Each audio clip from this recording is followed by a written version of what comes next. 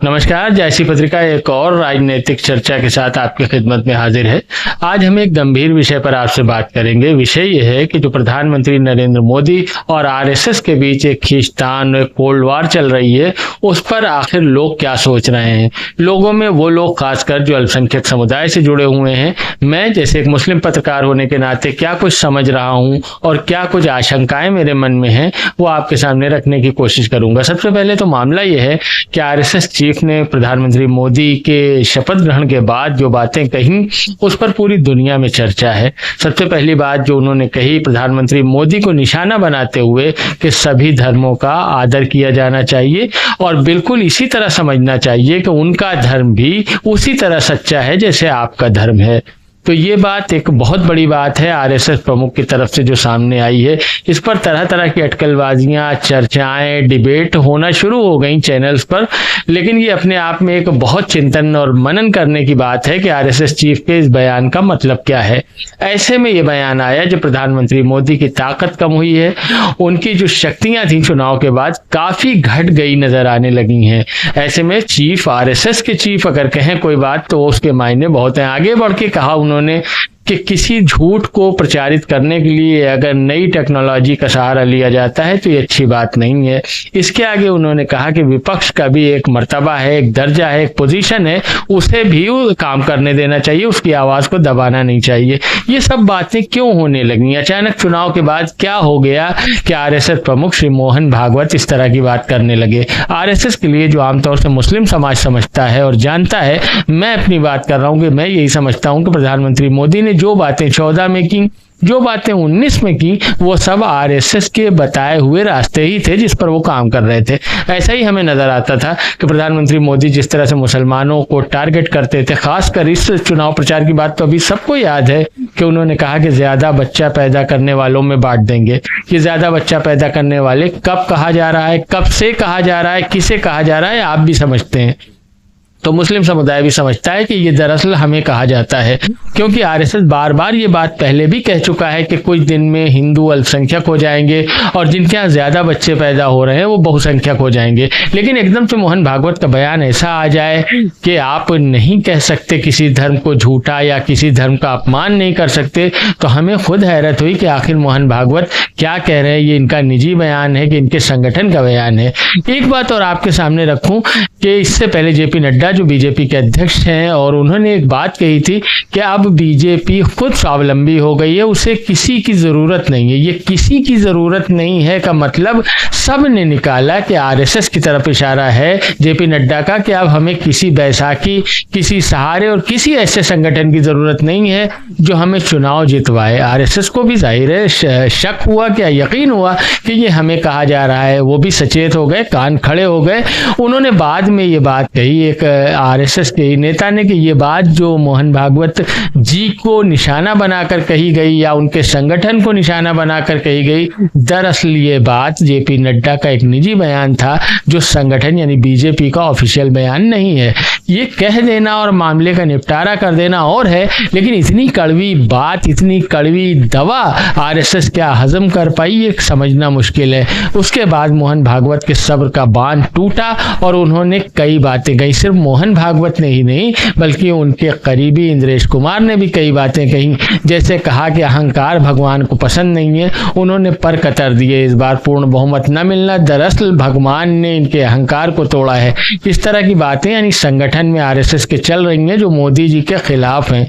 मोदी जी ऐसे में जब उनकी ताकत कम हो गई हो, शक्तियां घट गई हो, उन पर दबाव बनाया जा रहा है और बनाया जा भी सकता है, क्योंकि अभी तक 14 और 19 में मोदी जी ने जिस कार्यशैली को दिखाया है उससे साफ जाहिर हो रहा था कि मोदी जी किसी की सुनते नहीं है, अपनी मर्जी से काम करते हैं, जो चाहते हैं करते हैं।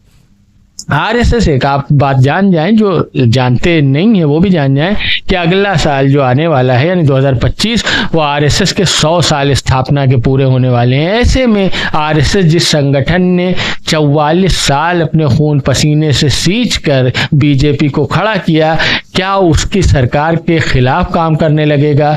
क्या उस पेड़ को काटने के लिए तैयार हो जाएगा जिस पेड़ को उसने बोया है, सींचा है, खाद दी है?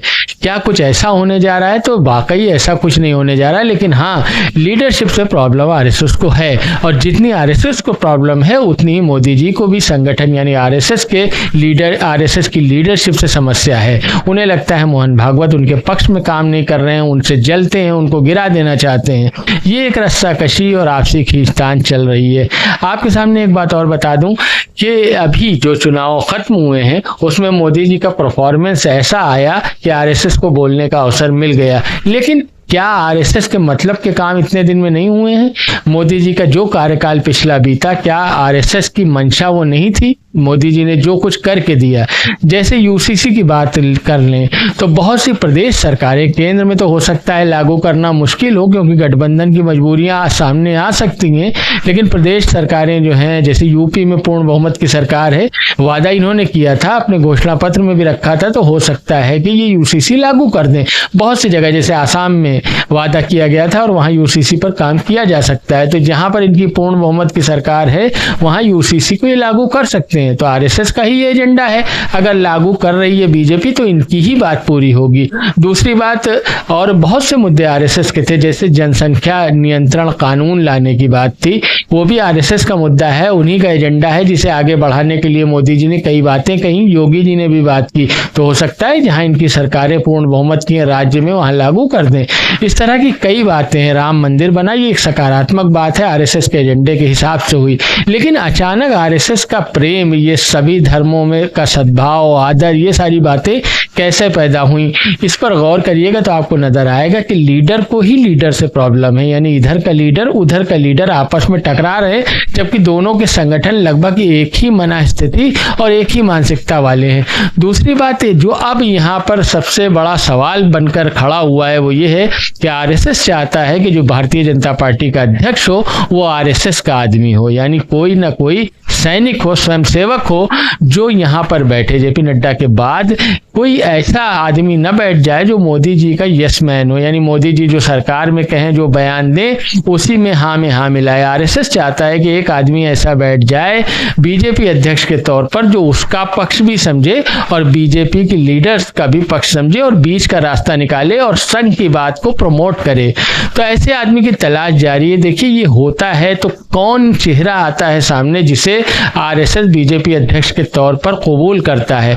ये सब गणित है। अभी तक फिलहाल लड़ाई है बीजेपी अध्यक्ष पद के लिए। तो बीजेपी अध्यक्ष कौन होगा, सबसे अहम सवाल ये। जैसे ही सामने आता है तब बहुत सी चीजें, दोनों लड़ाइयां जो चल रही हैं अंदर अंदर, उसका पटाक्षेप भी हो सकता है और इसको हवा भी मिल सकती है।